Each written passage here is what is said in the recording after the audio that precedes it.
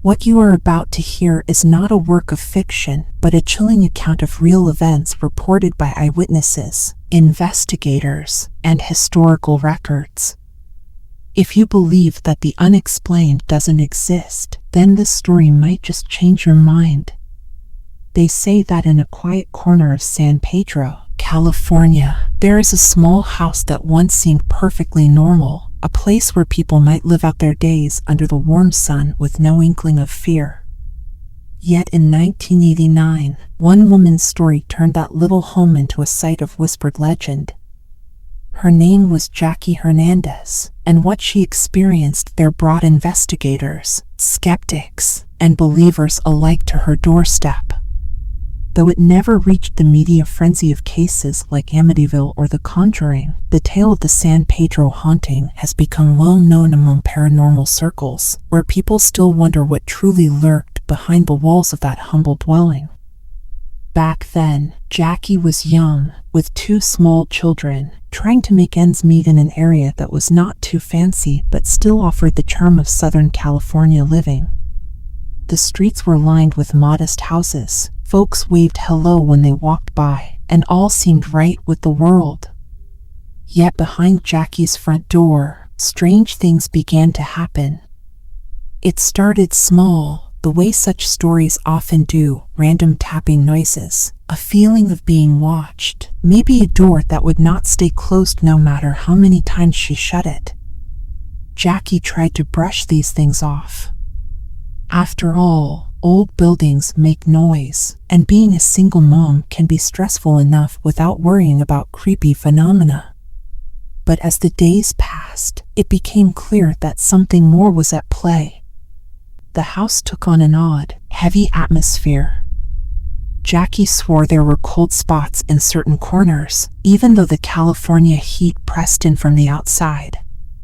Sometimes a dreadful smell would waft through the rooms, something like rotten eggs or spoiled meat, there one moment and gone the next.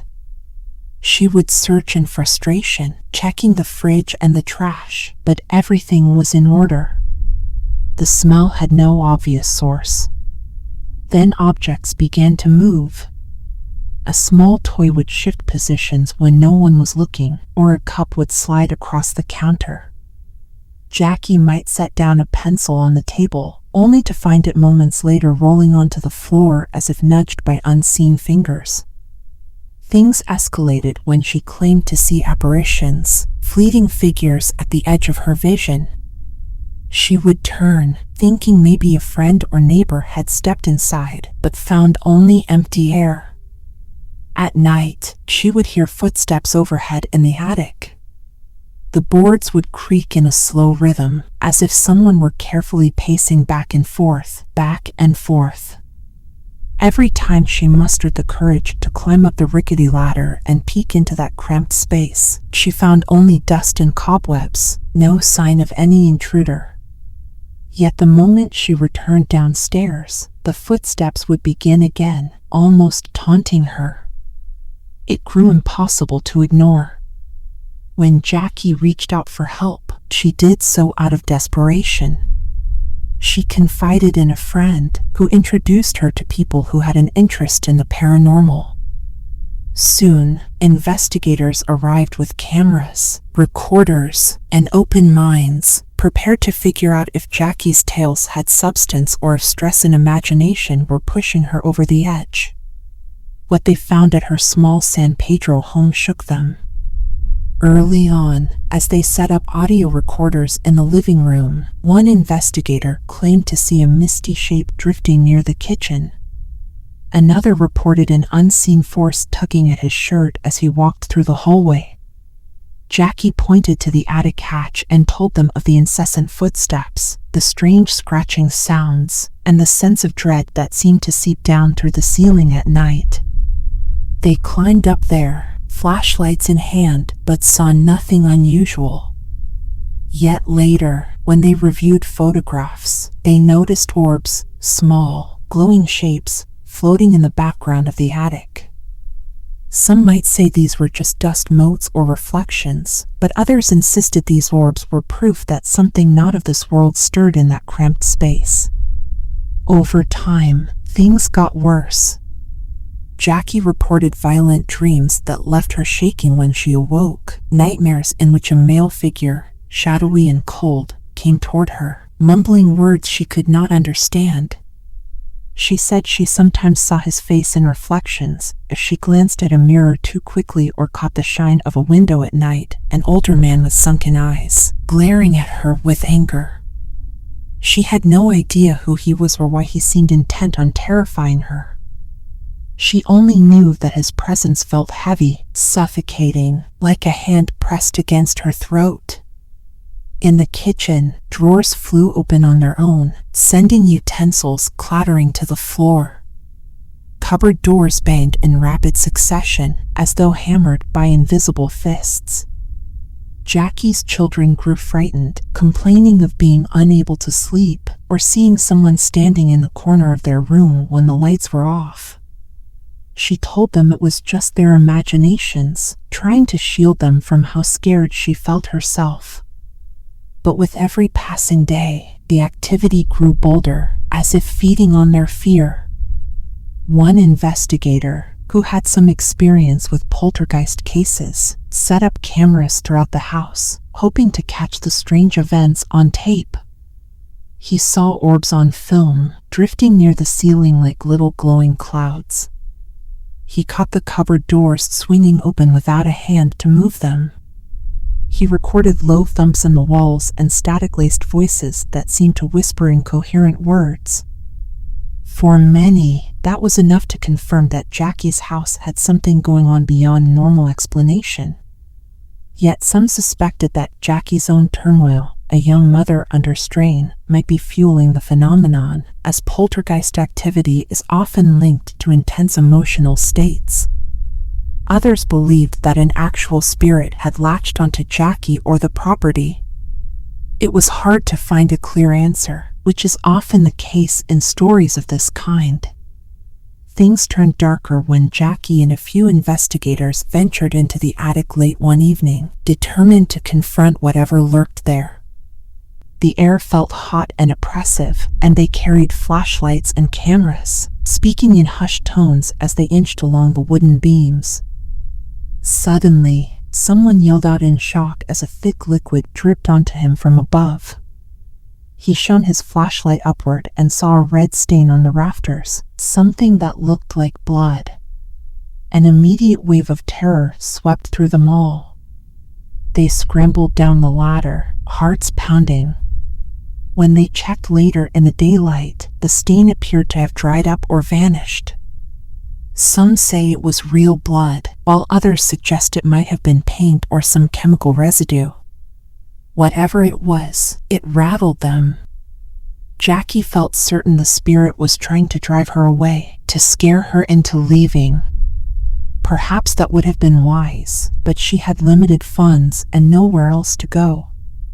She tried to stand her ground, lighting candles at night and whispering prayers for protection. She reached out to more experienced paranormal teams, who arrived with more advanced equipment, hoping to document the activity. Some caught fleeting silhouettes on video, or strange glowing shapes near Jackie as she slept. Others felt a presence that made them dizzy or short of breath. At times, the house would grow deathly quiet, lulling everyone into a sense of calm, only for sudden chaos to erupt in the form of banging doors or thrown objects. No one felt safe, and no one could predict when the next outburst would happen. One night, Jackie woke with a scream, convinced something was choking her. When she dashed to the mirror, she saw red marks on her neck, as if fingers had pressed into her skin. Investigators took photographs, and some believed this was proof of a malevolent force. Yet skeptics argued that stress and panic could cause someone to scratch themselves unknowingly in their sleep. Jackie, however, was sure that what she felt was no dream, that a genuine presence attacked her in the dark. News spread, though not like a wildfire. It was more of a slow creep through local circles and among paranormal enthusiasts who shared notes on odd cases. Unlike Amityville, which became a sensation, or The Conjuring House, which sparked books and films, the San Pedro haunting stayed mostly in the shadows. But those who did hear about it became fascinated by the possibility that an ordinary home in a quiet neighborhood could become so charged with unexplained events. Jackie sometimes joked that she wished she could charge admission, maybe then she could afford a better place to live. But there was no laughter in her eyes. She was weary, her nerves frayed, her children frightened. Some nights she would pace the living room until dawn, jumping at every little noise. She tried to go about her day, cooking meals, doing laundry, taking her kids to the park. But the sense of dread loomed over everything. Investigators tried contacting the spirit, asking it questions through recording devices. At times, faint whispers would be picked up, a low voice that seemed to moan or hiss. It never answered questions directly, never said a name that anyone could make out, though some folks thought they heard a muffled leave in one audio clip. The smell of decay would drift through the house at random intervals, turning even strong stomachs. Some mediums visited, claiming they sensed multiple entities, some of them angry, some simply lost. One medium said she felt the presence of a fisherman who had died nearby, that he roamed the attic in confusion. Another believed that a darker presence had attached itself to Jackie, feeding on her fear and emotional stress.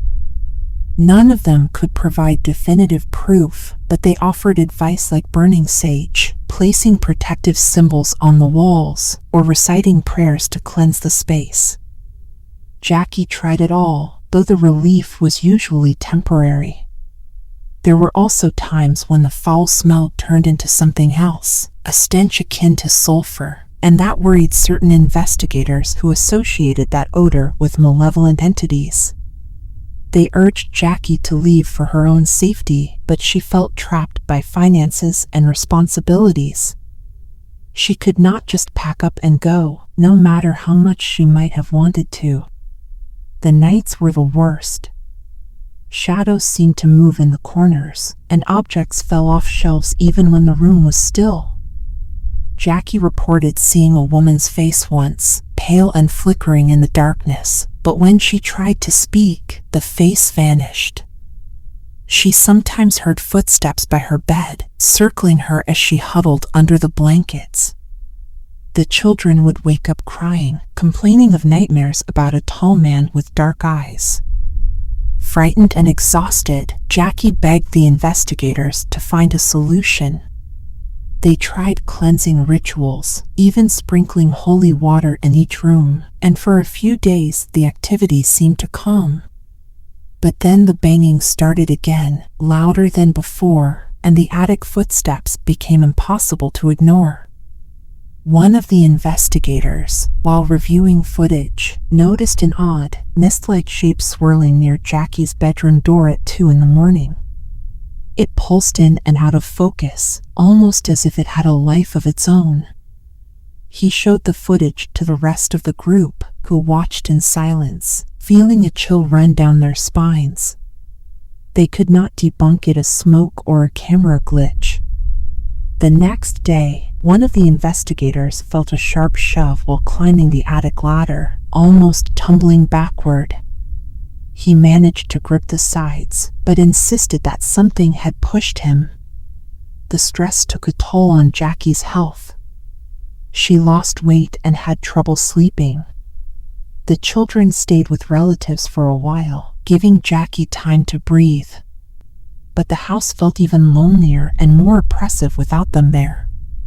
At times, she wandered the rooms, half expecting to see the faint outlines of those strange figures. She left lights on at night, which resulted in high electric bills she could barely afford. Each new day was a challenge, and she felt trapped in a place that had turned from a simple home into a maze of fear. The investigators looked into the house's history. They dug through old records and discovered that multiple families had come and gone over the years, though none had reported such extreme phenomena. One story mentioned a fisherman who had drowned off the coast, his body washed ashore, but it was unclear whether he ever lived in that house. Another rumor spoke of a man who had died violently under uncertain circumstances, possibly nearby. None of it provided a neat explanation. Meanwhile, people in the neighborhood whispered among themselves. Some thought Jackie was making it all up for attention. Others worried that if it was real, it might spread. A few neighbors stepped forward to say they had also seen strange lights in the night or heard unexplained sounds near their homes, but they were reluctant to talk too loudly about it, not wanting to seem odd. Investigators came and went, each bringing their own theories. Some pointed to the possibility of a poltergeist fueled by Jackie's emotional state, her stress, her exhaustion, her anxiety forming a psychic energy that caused objects to move and phenomena to occur. Others insisted that a ghostly entity was present, possibly more than one. Some mediums spoke of a portal in the attic, a thin place between this world and another. But no matter how many theories circled around, the haunting remained. Jackie tried staying with a friend for a few nights, and the activity seemed to follow her there. The friend's house started experiencing knocks and the occasional flicker of lights. Jackie was terrified that she was somehow the source, that the spirit had latched onto her. She returned to San Pedro, only to find the strange happenings continuing. Eventually, parts of the case were captured on film and audio, making it one of the more documented hauntings, at least in paranormal circles. Yet the broader media never picked it up in a major way. There were no Hollywood movies made about Jackie's experiences. It never became a household name like some other hauntings. In a sense, that made it even more mysterious, a hushed secret passed between those who study such things. The fact that the story never blew up publicly added to its creepiness, as though it remained a raw account of supernatural events not shaped by sensational headlines. Jackie did all she could to shield her children from the worst of it. She tried to appear brave, telling them that everything would be okay, that it was just an old house being noisy. But the kids were not fooled. They knew something dark wandered those rooms. Friends who visited left uneasy, some refusing to ever come back. A few supportive souls would show up with gifts of holy candles or little charms said to ward off evil, but none of it provided lasting peace. One night, the poltergeist activity reached a terrifying peak. Plates flew off the kitchen counter, shattering on the floor, and an unseen force hurled a chair against the wall. Jackie huddled in the corner, watching in horror. Moments later, the air became thick with that rancid smell, and she felt something tug at her hair with a painful yank. She screamed, scrambling to her feet and running outside, tears streaming down her face. She was shaking so badly that she barely managed to call one of the investigators, who arrived as quickly as he could. By the time he got there, the kitchen was a wreck. There was shattered glass everywhere, and the chair lay broken near the wall. He saw the state Jackie was in and believed every word she said. They decided to bring in another specialist, someone who had experience in violent hauntings. This person performed a more intense ritual, praying in every corner, burning incense, reciting words that Jackie did not recognize. The atmosphere seemed to shift. Jackie felt a glimmer of hope, feeling the heaviness ease just a bit. For about a week, the house stayed calm. Then the smell came back one afternoon, lingering for an hour, stinging Jackie's nostrils. That night, a loud crash rocked the living room as a lamp hit the floor and shattered. Jackie stood in the doorway, her heart pounding, realizing the piece was over. The investigators tried to find a pattern in all this chaos. They noted that the activity surged when Jackie was upset or afraid, which was often in those difficult days. It also seemed to focus around the attic and the bedroom, as though those spots served as centers of energy. Still, no matter how many cameras they set up or how many hours they spent on watch, the most dramatic events always seemed to happen when no one else was looking, or in the middle of the night when equipment malfunctioned. Critics argued that the entire haunting was a hoax, that Jackie might be unknowingly or knowingly causing these events. But the investigators who spent time there and witnessed objects moving on their own said it was impossible to explain. Some left the case deeply disturbed, claiming they had come face to face with forces they did not understand. Jackie was just trying to survive. She had nightmares about the house burning down, or about that shadowy figure looming over her children's beds. Every time she heard a bump in the night, her body tensed. She kept a flashlight by her side, along with a rosary gifted to her by a concerned neighbor. The children had trouble focusing in school, their teachers noticing how tired and anxious they were. Through all this, Jackie kept telling herself that somehow, someday, things would get better. Eventually, Jackie managed to move away. She found a place in a different part of California, leaving the San Pedro house behind. She hoped that would be the end of it, but reports claimed the haunting followed her, at least for a time. Investigators documented more odd activity in her new home, though it seemed to weaken as months passed. Jackie's life remained touched by the experience, though. She never forgot the fear that consumed her in those days. Even now, people who hear her story debate what really happened. Was it a poltergeist linked to her emotions? Was it a restless spirit with ties to the property? Or was there something even darker at play, something that latched onto her for reasons unknown? The debate goes on in paranormal forums and among those who study lesser-known hauntings. As for the house in San Pedro, new tenants eventually moved in. Some said they never experienced a thing, while others mentioned occasional oddities, though nothing as dramatic as what Jackie endured.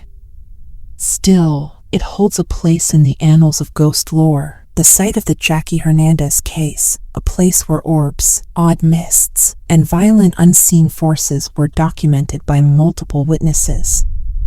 Over the years, the story has remained somewhat of a hidden gem in the paranormal world, well known to enthusiasts but overshadowed by bigger names in the haunting realm.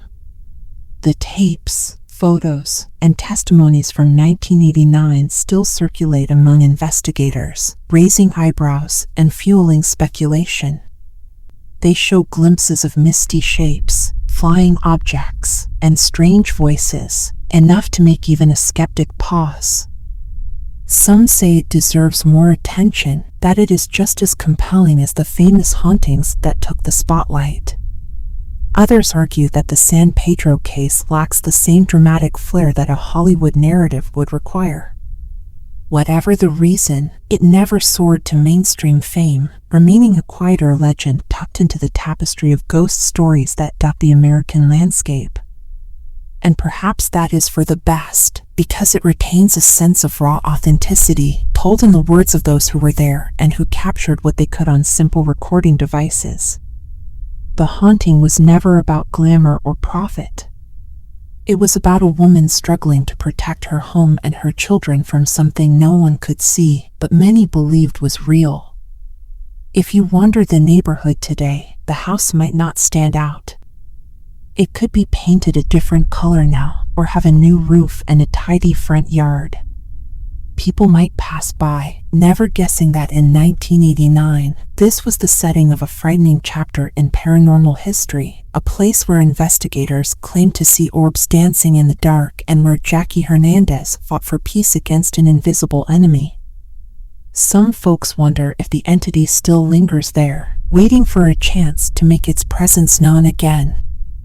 Others say that whatever it was left with Jackie, or perhaps faded with time. The area itself feels normal these days, bustling with the daily life of a California town, cars passing, neighbors chatting, children playing. Yet if you asked the old-timers, the ones who remember that strange year, they might lower their voice and speak of the nights they saw lights in Jackie's windows at odd hours, or the time they heard her scream for help and found no sign of an intruder. They might shrug afterward, saying it was probably nothing, but their eyes tell a different story. Jackie's account has been retold in documentaries aimed at paranormal enthusiasts, who label it as the San Pedro haunting or the Jackie Hernandez case. They show the grainy footage of orbs and talk about the poltergeist-like phenomena, the possibility that Jackie's emotional distress drew the activity to her. They debate whether the house was built on cursed ground or if a wandering spirit found a perfect target in her vulnerability. But outside of those circles, the story remains overshadowed by bigger, flashier tales. People flock to see the Amityville house or the site of The Conjuring, while the little home in San Pedro sits quietly in the background of haunted lore. Those who dig deeper find a case that was well documented for its time, capturing physical evidence that still sparks conversation. And in many ways, that raw, under-the-radar status makes it all the more haunting, as though it holds secrets we are not meant to fully know. Jackie herself tried to move on with her life. For a while, she refused to talk about what happened, wanting to give her children a chance at normalcy. But even as they grew older, the memories did not fade. Over time, she agreed to interviews here and there, telling her story with the same simple honesty she always had. There were no grand embellishments, just the facts as she remembered them, the sleepless nights, the banging doors, the shadows at the edge of her vision, and the smell of death that clung to the air at the strangest times. She wished she had never encountered such things, but life does not always give us what we wish for. She tried to find some closure in the idea that people might learn from her ordeal, that it might help others who find themselves in similar situations. Investigators who studied her case used it as an example of a haunting that straddles the line between a poltergeist and a spirit haunting. Some said the poltergeist model fit best, explaining how Jackie's intense emotional state could produce kinetic effects. Others insisted there was a distinct entity with its own identity. There was never a consensus, but the ongoing discussion only added to the depth of the story.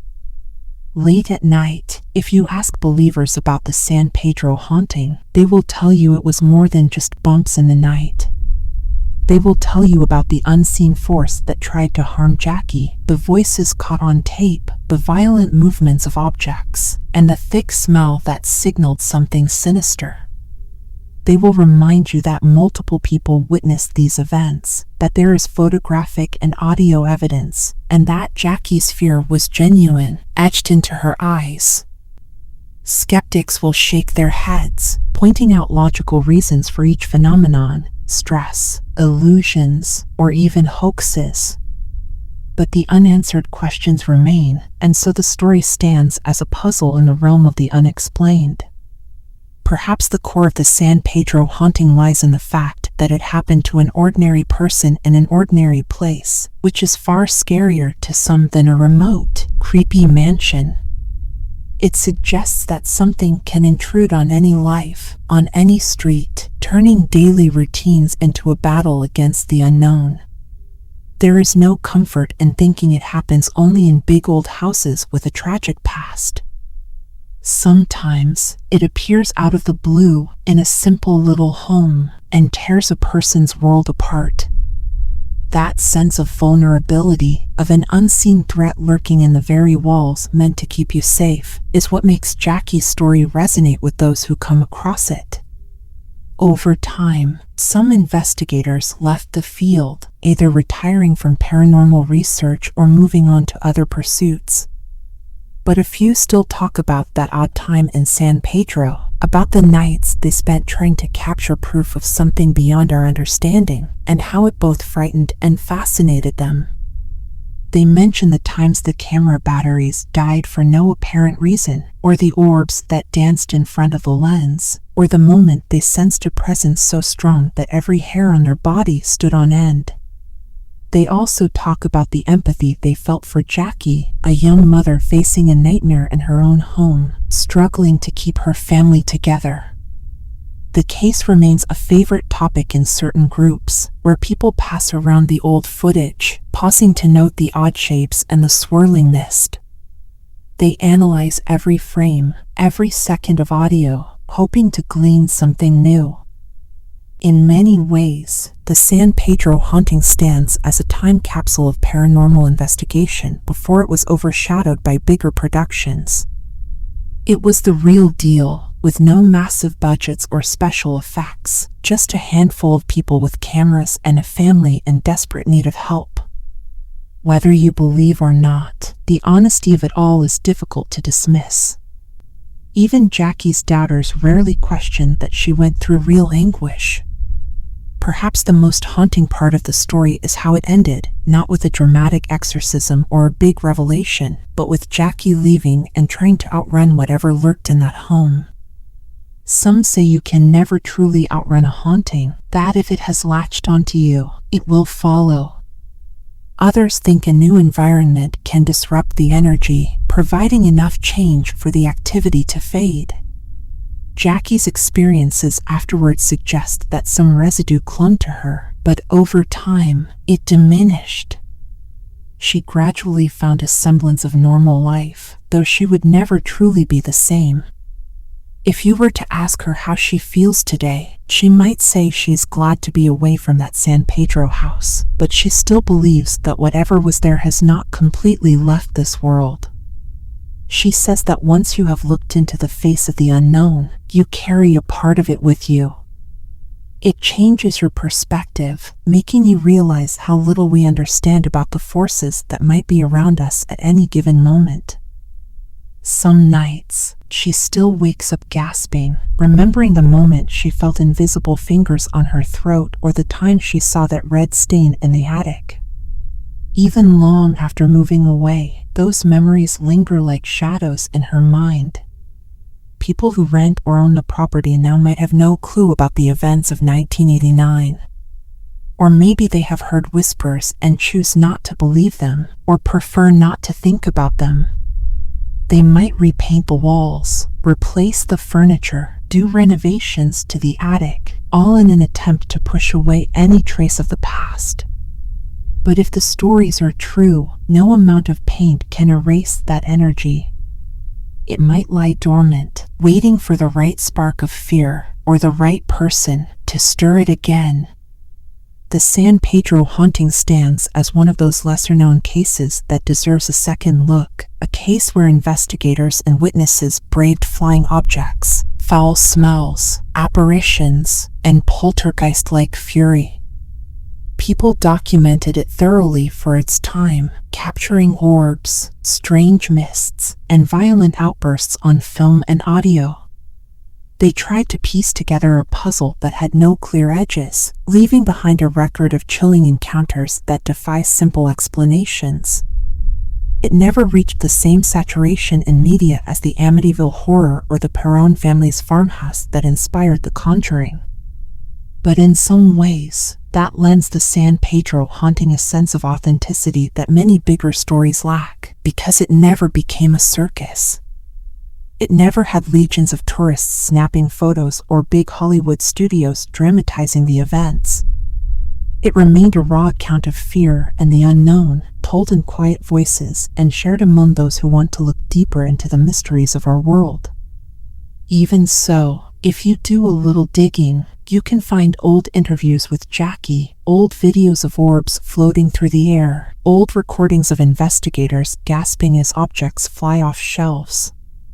You can read about the medium who claimed to see the spirit of a drowned fisherman, or the one who thought there was something darker lurking. You might even find yourself wondering how you would react in Jackie's shoes, alone in a house where every creak might be something trying to reach out from the shadows.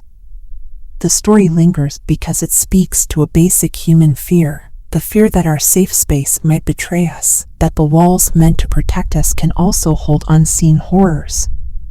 It also stirs empathy, because Jackie was just an ordinary person facing a situation most of us cannot fathom. She did not ask for it, and she did not benefit from it.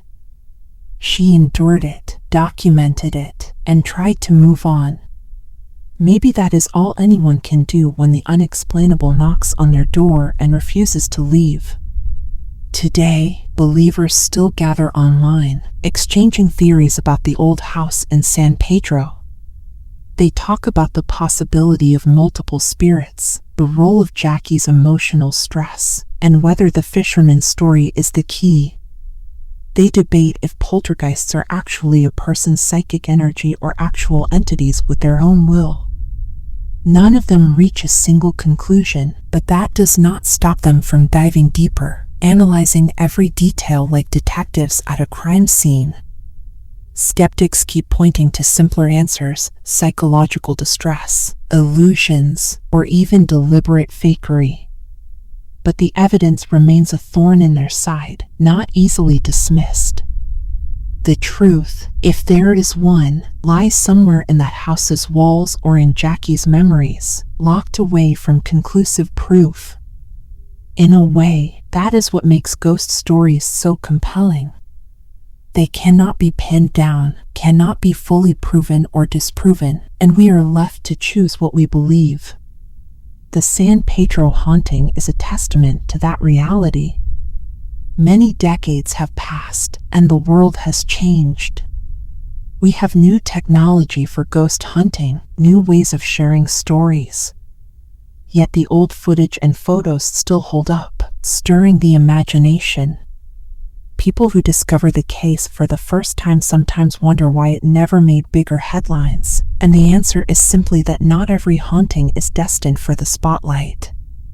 Some remain in the realm of lesser-known legends, discovered by those who keep an eye out for hidden gems. When the sun sets over San Pedro, casting long shadows across the narrow streets, one might stand on the sidewalk in front of Jackie's former home, feeling a slight chill in the breeze.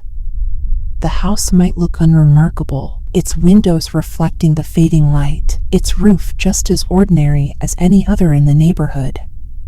Yet if walls could talk, they might whisper about the objects that flew across the room, or the figure that trudged around in the attic late at night.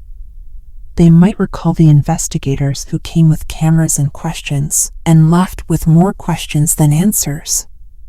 And in that hush, you might think you hear a faint tapping from somewhere deep inside, or catch a glimpse of a pale shape in the window before it fades. Or maybe not. Maybe the house sleeps now, empty of ghosts, its secrets sealed away in the memories of those who lived it. That is the mystery and the magic of the San Pedro haunting, an event that happened quietly, documented just enough to remain undeniable to those who believe, yet never exploding into the grand stage of public attention. It is a reminder that the unknown can lurk anywhere, that the simplest house can become a nexus of strange forces if circumstances align. For Jackie Hernandez, the legacy of 1989 would follow her in dreams and memories for a long time. Investigators would recall the case in lectures or small conventions, showing slides of swirling mists and recounting the time they felt a sharp tug on their shirt or saw a door slammed by an invisible hand. Some would say the smell of sulfur still haunted their nose, even years later, like a phantom reminder. This is how the story persists, carried by those who were touched by it and those who discover it anew. So, if you ever feel a slight tingle in the air while standing in an ordinary home, remember San Pedro, remember Jackie, and remember that sometimes, even the most unassuming walls can hide a shadow. You do not have to live in a grand mansion with a tragic history to encounter the unexplained. You only have to be human, vulnerable, and in the wrong place at the wrong time. Or the right place, if you happen to seek answers about what lies beyond the boundary of what we know. That boundary is thin, some say, and the San Pedro haunting might be proof. Maybe it is just a curious anomaly, or maybe it is a glimpse into a world that most people ignore. Either way, it stirs a sense of awe and fear, reminding us that we are not always in control, that sometimes the darkness has its own ideas, and that if we are forced to confront it, we can only do our best to endure. Whether you believe it is real or just a series of coincidences, Jackie's experience just how fragile our sense of normal can be. A house we call home can become a stage for happenings we cannot explain, and our own emotions might fuel them or be shaped by them in ways we barely understand. If you want to keep an eye on more stories like this, if you are drawn to the places that slip through the cracks of everyday life, then be sure to like and subscribe.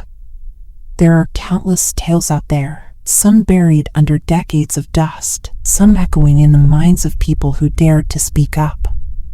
The San Pedro haunting is but one of those tales, a quiet reminder that sometimes, in an unremarkable little neighborhood under a bright California sun, the shadows can gather, and the unknown can reach out to touch a life, leaving marks that never fully fade.